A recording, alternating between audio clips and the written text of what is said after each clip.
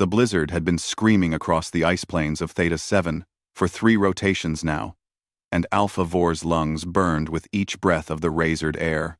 His thick fur, designed by evolution to withstand cold that would kill most species in minutes, was crusted with ice. But none of that mattered.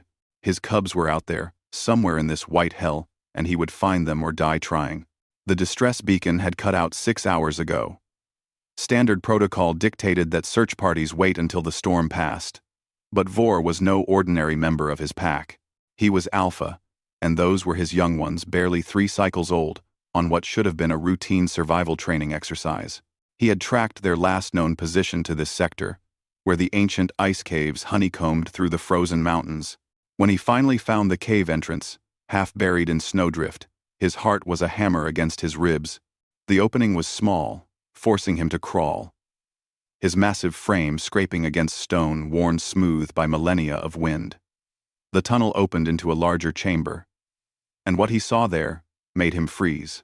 His 3 cubs, Rena, Talvik, and little Jorn, were huddled together in the center of the cave. But they weren't alone. A human sat with them. Vor's lips pulled back in an instinctive snarl. Humans were the newcomers to this sector, the strange bipedal mammals with their fragile bodies and their inexplicable technology. They had no fur, no natural defenses, no adaptations for survival. They were weak things that relied on machines and artificial environments. What was one doing here, in the killing cold, in a cave with his cubs? But then he noticed the details that his rage had initially obscured. The human, a female, he thought, though it was hard to tell with their species, had wrapped her outer coverings around his cubs. Her own pale skin was exposed to the air, and in the dim light of a small thermal unit, he could see it was turning an alarming shade of blue-gray. She was shivering violently, her teeth chattering so hard he could hear them from across the cave. His cubs, by contrast, looked warm, drowsy, even. "Alpha Vor," the human said, her voice shaking as badly as her body. "Kara. My name is Kara. Your cubs. They're okay." Vor moved forward slowly, his predator's instinct warring with confusion. "What have you done?" His translator rendered his growl into something the human could understand. Kara tried to smile, though it looked more like a grimace. "Found them. 4 hours ago. Their thermal suits were damaged. Jorn's completely. Failed. The storm was too strong to get them back to the outpost." She gestured weakly at the small thermal unit between them. It was barely larger than Vor's paw, emitting a pitiful amount of heat. Had to choose. Vor looked at his cubs again. They were breathing steadily, their fur dry and clean. Rena's eyes were closed, but she was purring softly, the sound his species made when comfortable, when safe. This human had chosen to freeze so his children could live. "Why?" The word came out as a whisper.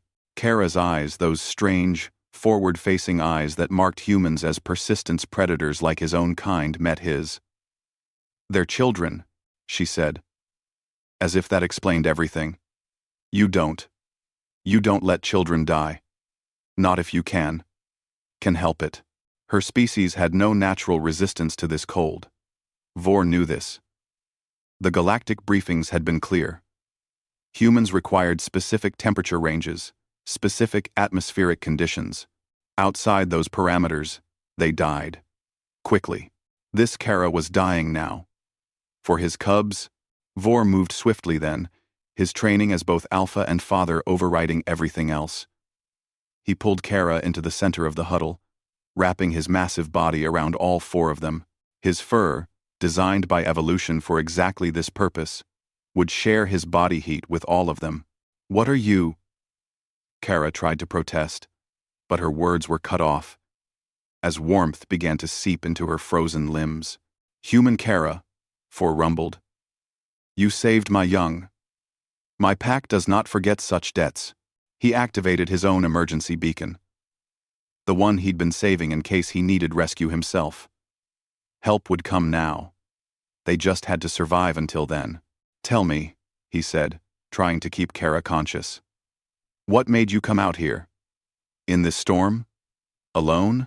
Kara's shivers were beginning to ease, though she was still dangerously cold. Picked up their distress call. I was at Research Station 7. Closest one. You were too far away. Someone had to. So, you just ran into a killing storm? With inadequate equipment? He felt rather than saw her shrug. Couldn't just leave them. Vor tightened his embrace slightly, careful not to crush anyone. His cubs, sensing their father's presence even in sleep, burrowed deeper into the warmth. Yorn, the youngest, made a small sound of contentment. Your species is insane, Vor said quietly. Yeah, Kara agreed, and this time her smile was genuine. We get that. A lot. They sat in silence for a while, the wind howling outside, but unable to reach them now. Vor could feel Kara's heartbeat gradually steadying, her body temperature slowly rising towards something that wouldn't kill her. The elders of my pack, Vor said eventually. They warned us about humans. Said you were dangerous, unpredictable. Said you couldn't be trusted because you had no honor, no sense of pack or family. And now? Kara's voice was getting stronger. Vor looked down at his cubs, sleeping peacefully against the human who had been willing to die for them. Now I think the elders are fools. When the rescue team finally arrived 2 hours later, they found an unusual sight. Alpha Vor, one of the most feared pack leaders on Theta 7, curled protectively around a shivering human and 3 sleeping cubs. He refused to move until the medics confirmed that Kara would survive the frostbite and hypothermia. Later, when the story spread through both the pack and the human colony, some would call it an isolated incident, an anomaly. But Vor knew better. He had seen something in those strange human eyes, something that transcended species and evolution, and all the logic that said this fragile, furless creature should have run from danger, not toward it. Humans didn't just save their own. They saved anyone's young. They ran into fires and storms and certain death, not because they were strong, but because they couldn't do anything else. And that, Vor realized, was what made them the most dangerous species in the galaxy. Not their weapons or their ships or their technology. Their absolute, insane, beautiful refusal to let the helpless die alone.